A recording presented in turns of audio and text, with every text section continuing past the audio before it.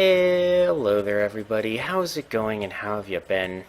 I am EuclideanSqd, and we're back here in Duel Links. We've got a new event going on. Tristan Taylor's running around. He's actually duelable this time as opposed to just being an April Fool's Day joke. And he is basically just a roaming duelist, just like Elegant Mai was, just like many other sort of mini events, quote-unquote, are in this game. So for anybody that doesn't know what that means, that's just my term for this kind of event. And effectively, all it means is that he will show up in Duel World, you duel him, he vanishes for a while, and he will randomly show up again. They say that you can encourage him to respawn faster by participating in other duels, whether it's NPC duels, ranked duels, vagabond duels, whatever. I don't know how accurate that is because there are times where he will show up after 2 duels and times where they won't show up after 10. So take that with a grain of salt, but Tristan himself is surprisingly difficult for somebody who in the anime maybe dueled a total of 2 times. His deck actually has a remarkable number of monsters that are relatively strong for what they are. Many of them are level 5, but he does have cards that make it easier for him to summon them. He has a couple of nasty traps, he has a couple of nasty support cards, and it was actually kind of difficult for me to find a halfway decent deck to use to farm against him.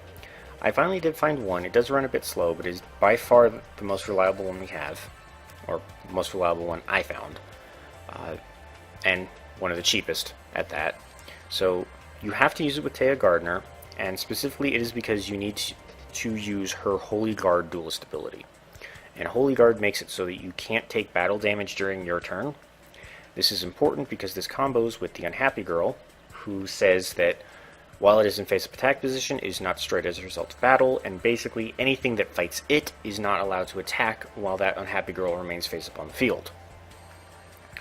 So the general idea is that on your turn, you let your Unhappy Girls attack everything Tristan has, they lock them down, you don't take any damage because of Holy Guard, and then when his turn comes around, he can't attack you with them to inflict damage to your life points.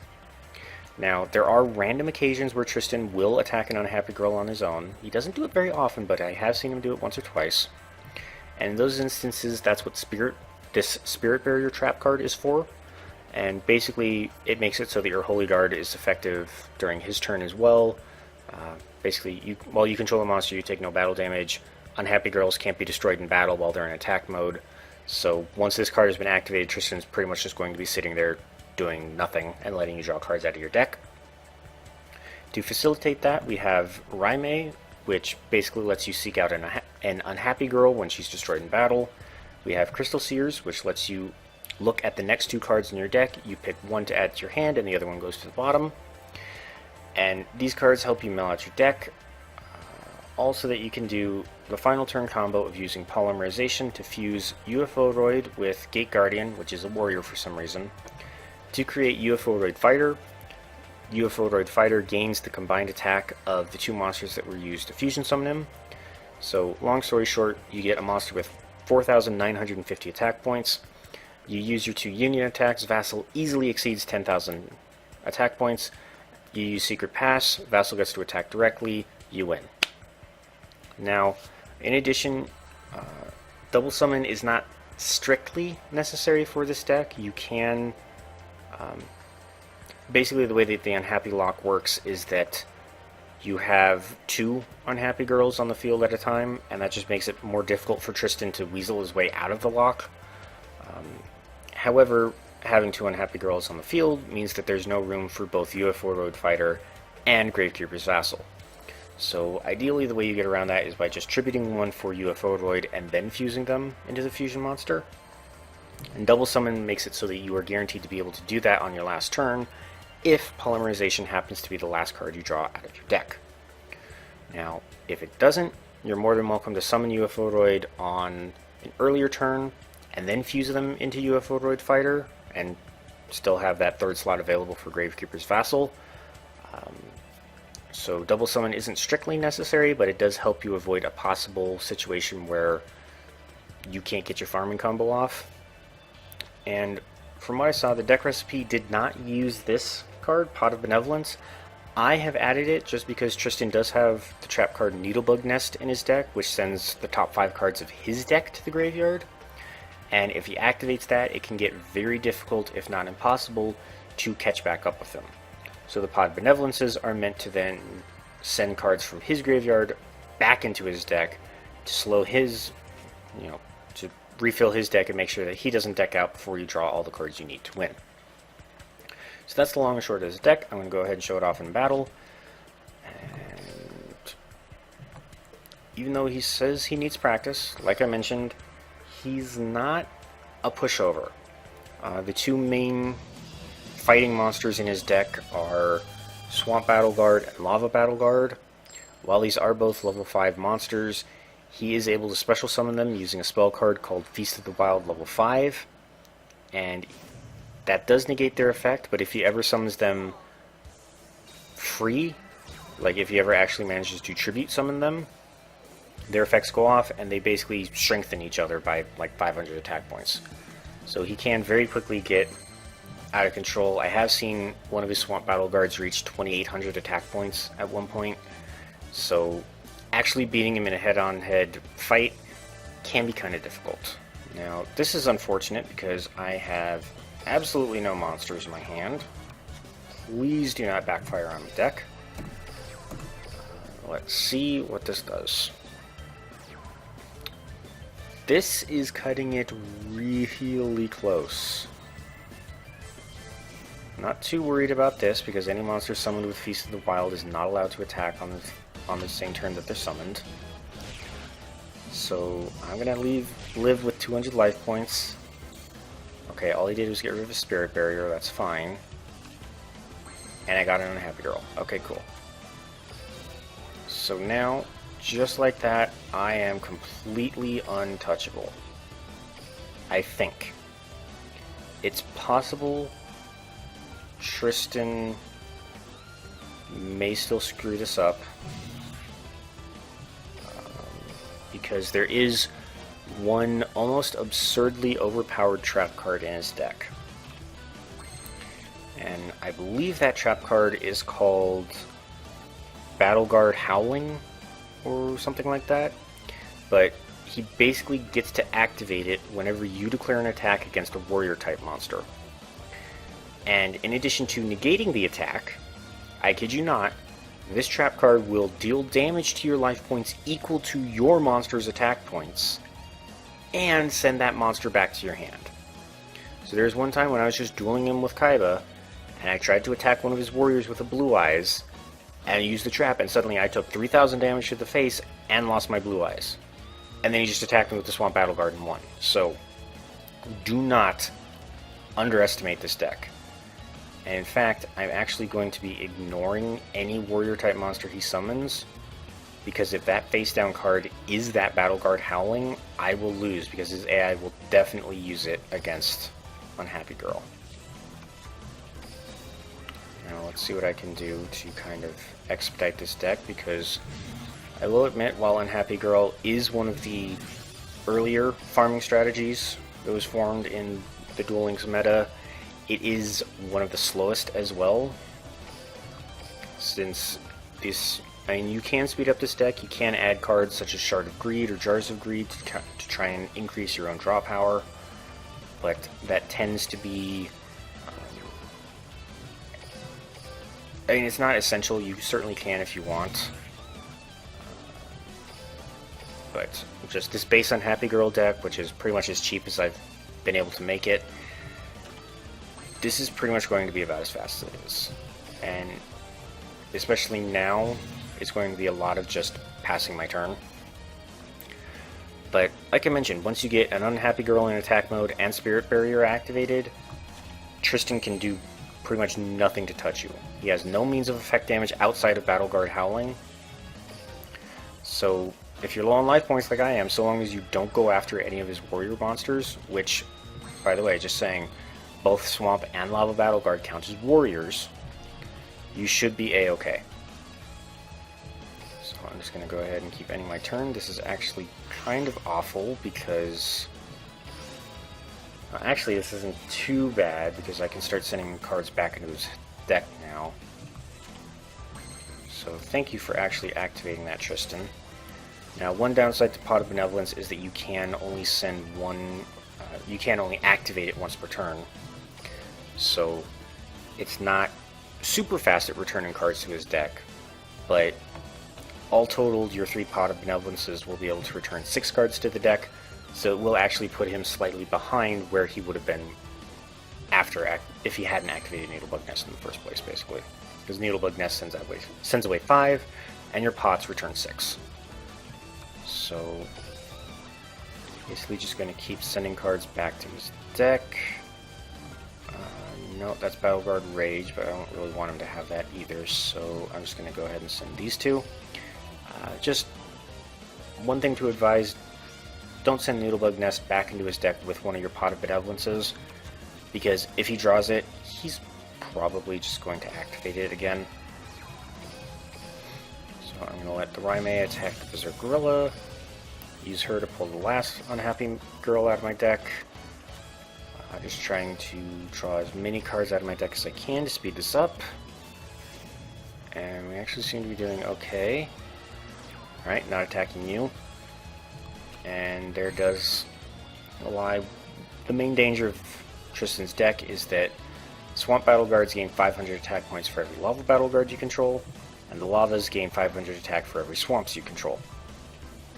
So, combine that with the A-Forces, and he does have another card called Command Knight, which gives his warrior monsters even more attack points. These things can spiral out of control really fast if you don't have a good means of keeping them contained. And let's actually go ahead and activate my last Pot of Benevolence. Send those 2.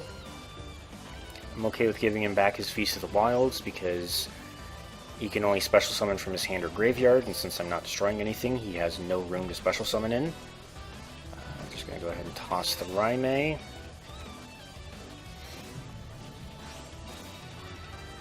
Okay. Still not too broken up about that.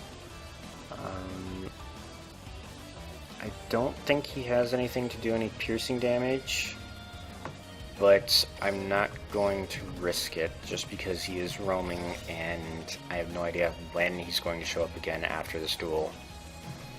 So I'm just going to go ahead and slowly draw my cards. If you are missing one of the pieces to summon UFO-roid Fighter, you can go ahead and set some of your spell and trap cards, or some of your spells really, in your spell and trap card zone. As far as I've seen, Tristan really doesn't seem to have any form of spell trap destruction, so they're perfectly fine to just kind of sit there and wait. Just to make sure that he doesn't do any other funny business, I'm also going to set double summon, and I'm going to save summoning UFO-roid Fighter for the last turn. Now, as for that Battle Guard Howling Trap card, while it is very powerful, again, the condition that it can only activate when you attack a warrior-type monster is what's key here. Because by giving Gravekeeper's Vassal the Secret Pass and attacking him directly, he isn't allowed to activate his trap card, so he can't use it against you on the final turn. But other than that, for being such a newbie duelist, he's actually really difficult to deal with. I mean, look at this.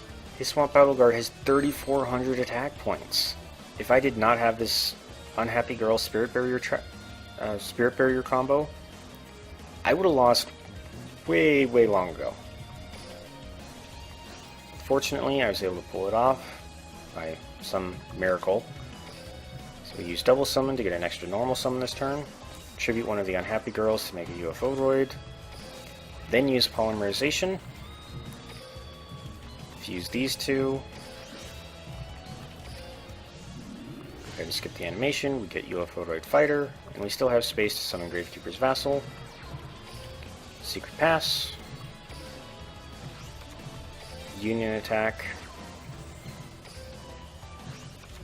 and Union Attack, and then we win.